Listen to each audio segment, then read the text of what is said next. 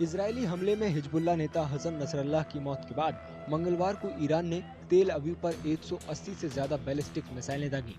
हालांकि इजरायल के आयरन डोम ने ज्यादातर मिसाइलों को रोक दिया, लेकिन इससे पहले से ही अस्थिर चल रहे मध्य पूर्व में तनाव बढ़ गया है। הערב איראן שוב תקפה את ישראל במאות טילים. המתקפה הזאת נכשלה. היא סוכלה בזכות מערך ההגנה האווירי של ישראל, שהוא המתקדם ביותר בעולם, ואני מברך את צה"ל על ההישג המרשים. היא גם סוכלה בזכות הערנות והאחריות שגיליתם אתם, אזרחי ישראל. ואני מודה גם לארצות הברית על תמיכתה במאמץ ההגנה שלנו. ये संघर्ष लंबे समय से चली आ रही दुश्मनी का नतीजा है। ईरान हिजबुल्लाह और हमास जैसे आतंकी गुटों के साथ खड़ा है और इजरायल इन गुटों को लगातार कड़ा जवाब दे रहा है।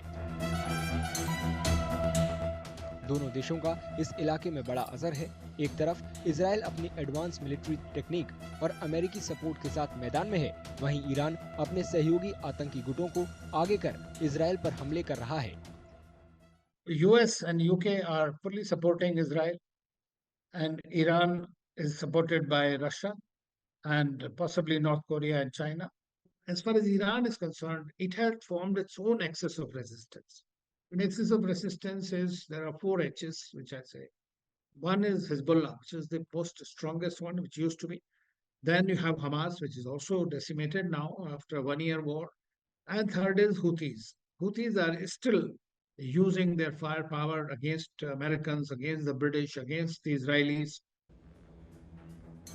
इजरायल अपनी सेना की बेहतरीन एयर डिफेंस सिस्टम, साइबर क्षमता और अमेरिका के सपोर्ट की बदौलत मजबूत स्थिति में है, जबकि ईरान के पास अपनी बैलिस्टिक मिसाइलें, हिजबुल्लाह, हमास और दूसरे आतंकी गुटों का साथ है। इससे इलाके में ईरान का दबदबा रहता है। हालांकि इजरायल पश्चिमी देशों के मजबूत रिश्ते और अपनी सेना की बदौलत उसे कभी हावी नहीं होने देता।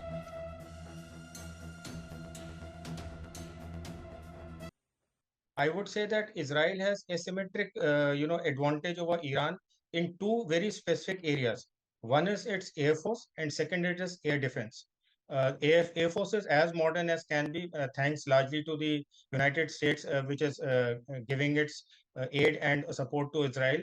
It has got all the modern aircrafts, F-16, F-35, stealth aircrafts, which have got capability of not only long range missions, but have also got capability of delivering warheads, including nuclear warheads. Israel और Iran के बीच चल रहा संघर्ष खतरनाक होता जा रहा है। इसके बड़े पैमाने पर फैलने का खतरा है, जिसका असर दुनिया भर की राजनीति और कारोबार पर पड़ सकता है।